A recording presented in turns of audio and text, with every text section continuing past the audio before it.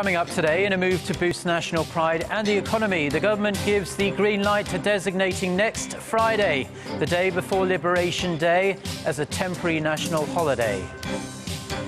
Korea's consumer prices grew less than 1% for the 8th straight month in July, adding to concerns the nation could be heading towards a deflationary period.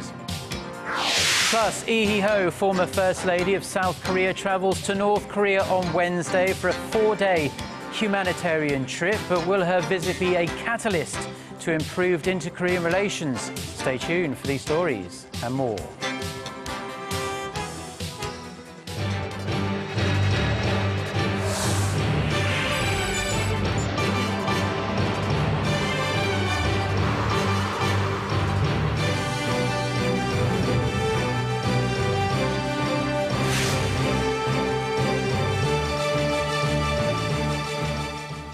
Hello, it's noon on Tuesday, the 4th of August. You're tuned in to our midday newscast here on Arirang TV. Thank you for joining us. I'm Mark Broome.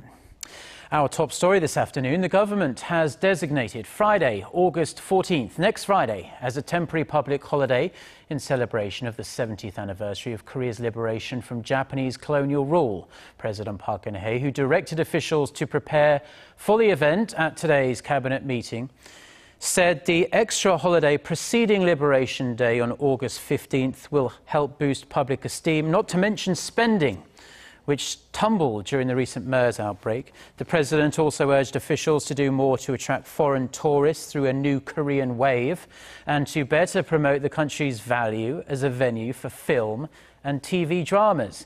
In regard to labour market reforms, her priority for the latter half of the year, the president urged the older generation to give way to the country's younger people so that everyone can participate in the workforce.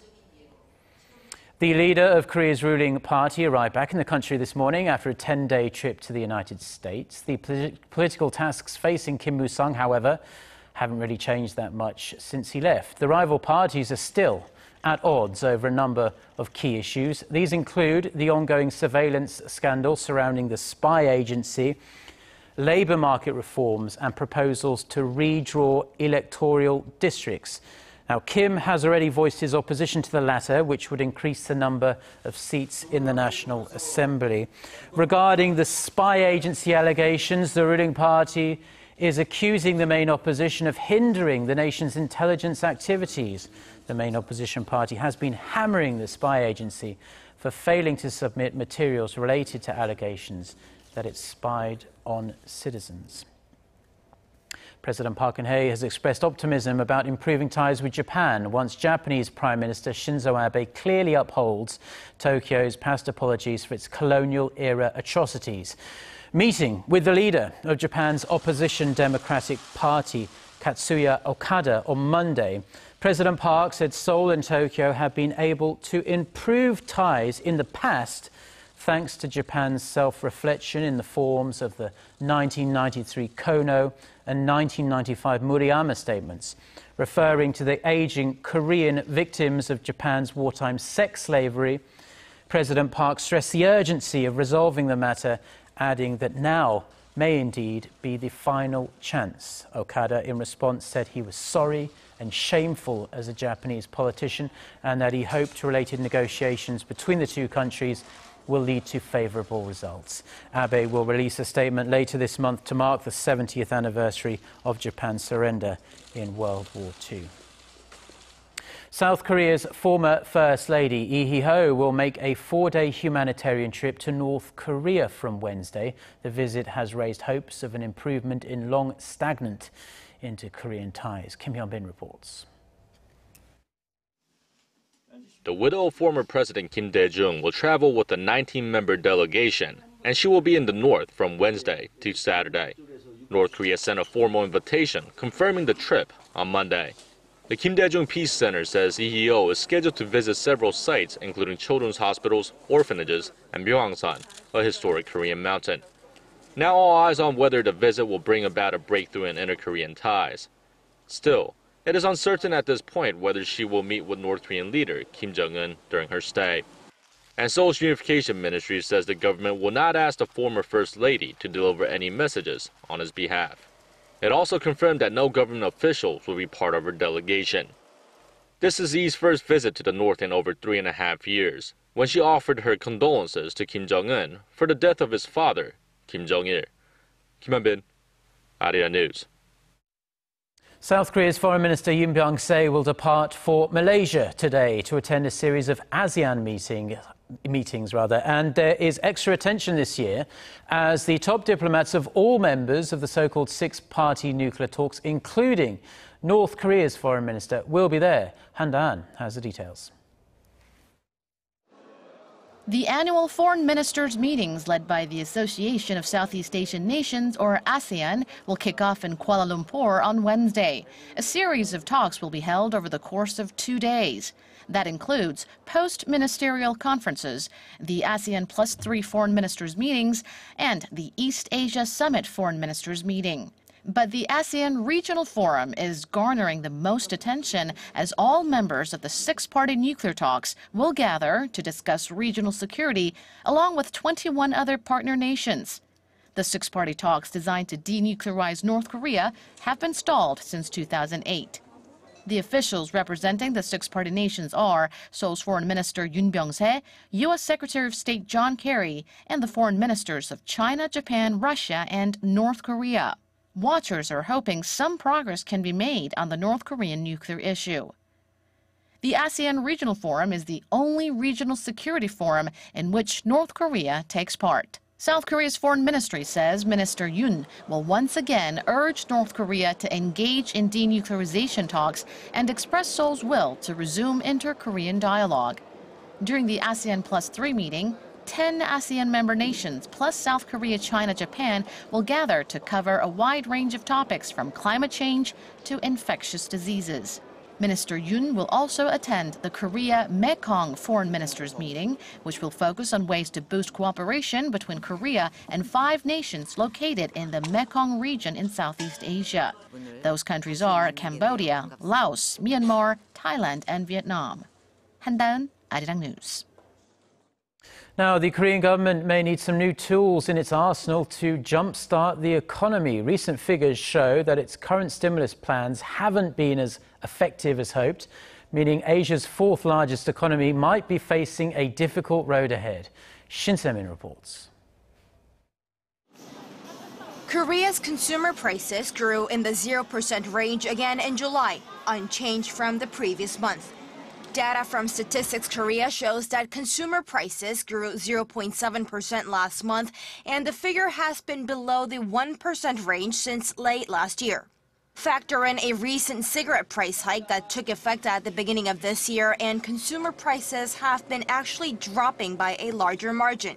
The agency attributed the low growth to low global oil prices and a reduction in consumer utility prices, both of which further contributed to the weak price growth.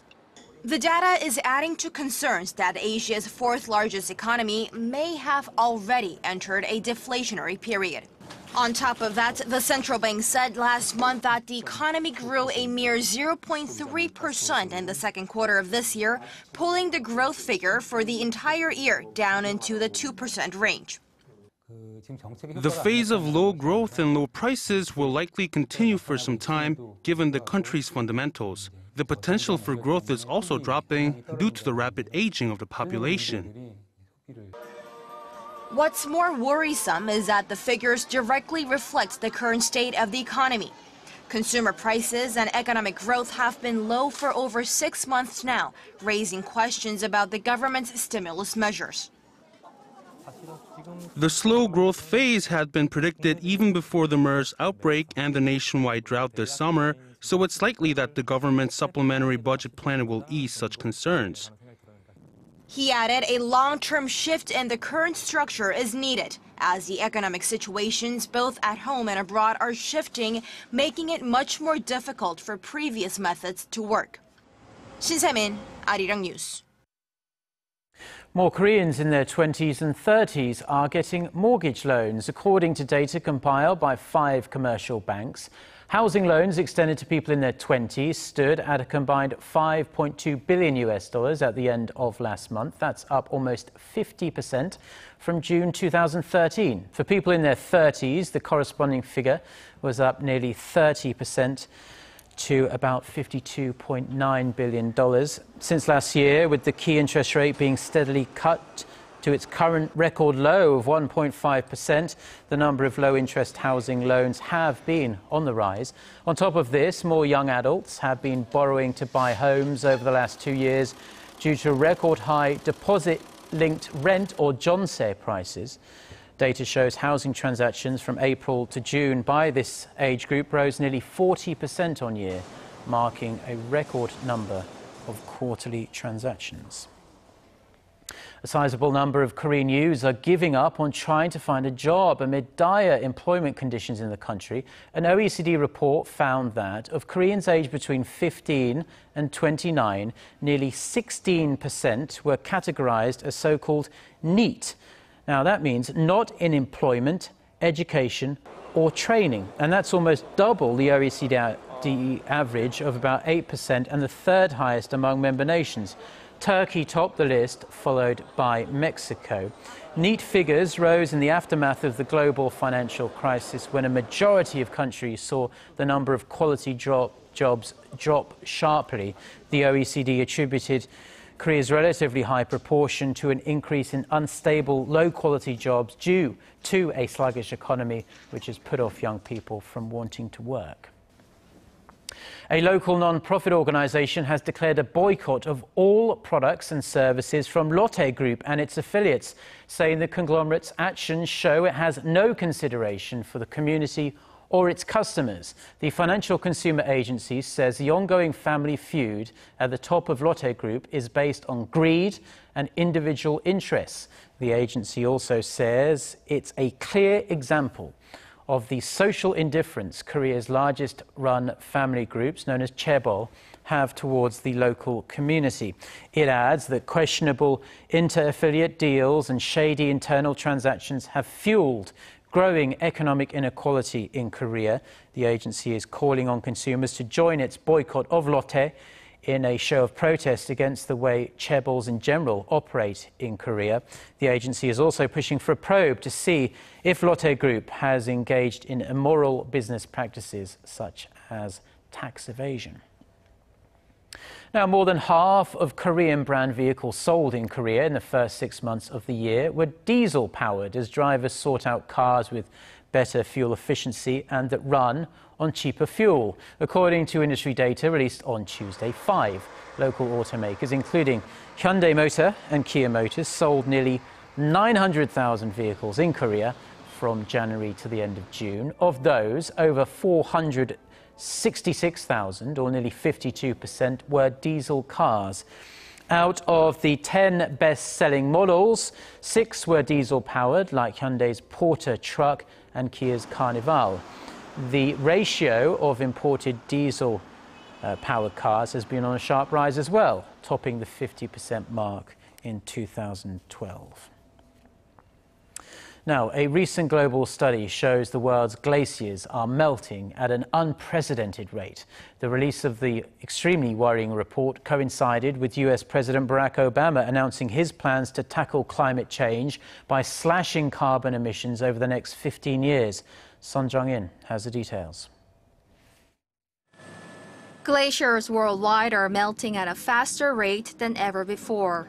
According to a new study by the World Glacier Monitoring Service, glaciers are currently losing between 50 to 100 centimeters of thickness every year. That means they're melting 2 to 3 times quicker than the corresponding average recorded during the 20th century. The study, published on Monday, is based on data collected from more than 30 countries over the past 120 years.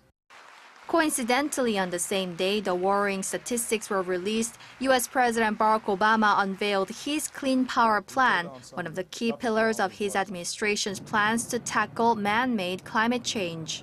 Under the plan, the United States will reduce carbon pollution from power plants by 32% from 2005 levels by 2030. Speaking at the White House on Monday, a few months before international climate talks in Paris, Obama said the world may not be able to reverse global warming if aggressive action to stop it is not taken. I am convinced that no challenge poses a greater threat to our future and future generations than a changing climate. And that's what brings us here today. Obama rejected criticism that the plan would cost jobs and squeeze the poor by increasing energy bills. However, his plan is already facing stiff opposition from the Republicans. They've announced that they will sue the government immediately and will ask the courts to put the plan on hold while their legal challenges play out. 손정인, 아리랑 뉴스.